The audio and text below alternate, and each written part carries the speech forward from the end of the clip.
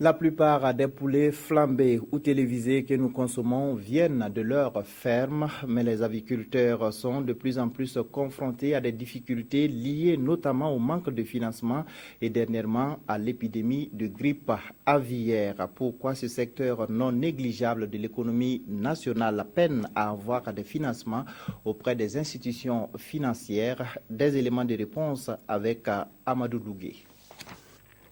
Il parcourt encore 5 km ce matin à la recherche des termites. Mamadou Thiera, âgé de 64 ans, se consacre ainsi à sa volaille, une activité qu'il mène depuis 43 ans.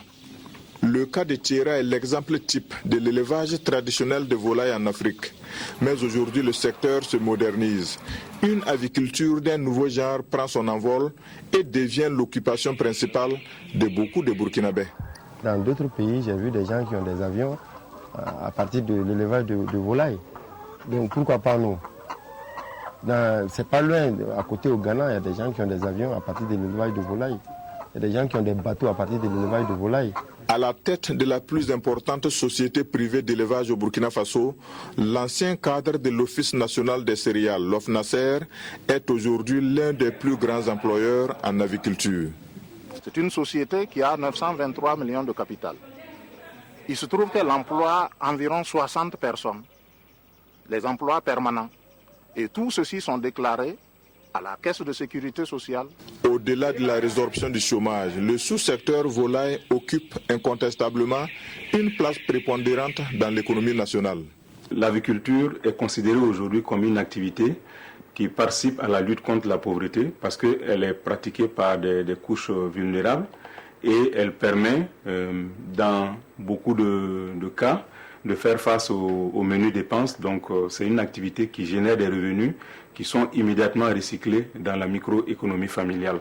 Mais en dépit de sa forte contribution en termes de revenus et d'emplois générés, la filière avicole moderne connaît de sérieuses difficultés, notamment l'insuffisance des systèmes d'accès au crédit. Nous disons que c'est parce que l'activité est mal connue, qu'il y a beaucoup de réserves au niveau des institutions financières. Au-delà, les assureurs aussi hésitent à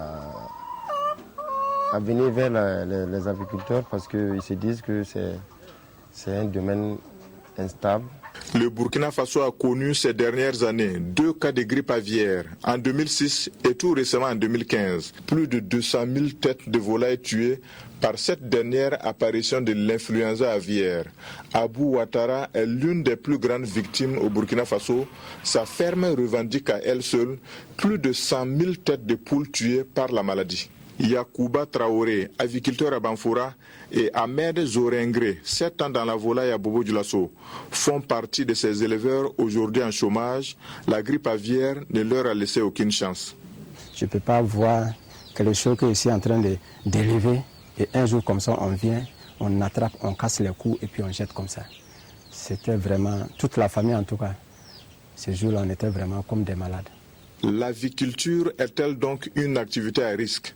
Quels sont les efforts déployés par l'État pour promouvoir l'aviculture moderne au Burkina Faso? Les banques qui la soutiennent sont rares et les projets de développement de l'élevage de volailles ont plutôt opté d'accompagner l'aviculture traditionnelle. Le fait qu'il y ait beaucoup de femmes et de jeunes qui interviennent. Et cela permet donc de créer des emplois, de générer des revenus. Et donc nous avons travaillé surtout sur l'amélioration de l'élevage traditionnel. Faut-il jeter le bébé avec l'eau du bain? Les risques existent certes dans l'aviculture moderne, mais elle demeure une mine d'or pour le Burkina Faso. La filière avicole dans son ensemble contribue à coût de milliards de francs CFA à l'économie nationale et fait vivre des millions de personnes au Burkina Faso.